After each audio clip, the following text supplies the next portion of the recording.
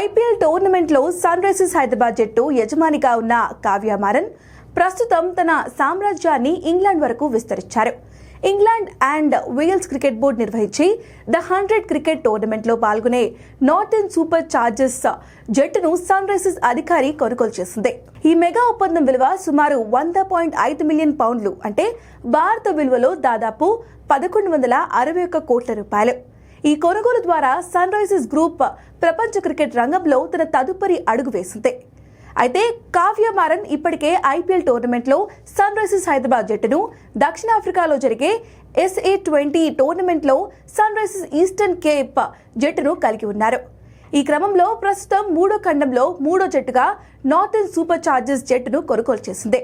ఇక ఈ జట్టు గత ఆర్థిక సంవత్సరం ఆదాయం కేవలం 22 కోట్ల రూపాయలు మాత్రమే. అయితే సన్ టీవీ గ్రూప్ అంతకంటే 53 రెట్లు ఎక్కువ ధర చెల్లించి, అంటే 1161 కోట్ల రూపాయలకు పైగా కొనుగోలు చేసింది. ఇది చాలా మందికి ఆశ్చర్యం కలిగించినప్పటికీ దీని వెనుక ఒక బలమైన కారణం ఉంది. ఈ జట్టు ఇప్పటికే లాభాల్లో నడుస్తుంది. అంతేకాకుండా 100 బంతులు మాత్రమే ఉన్న ద 100 టోర్నమెంట్ ప్రపంచవ్యాప్తంగా అభిమానుల్లో వేగంగా ప్రాచుర్యం పొందుతోంది.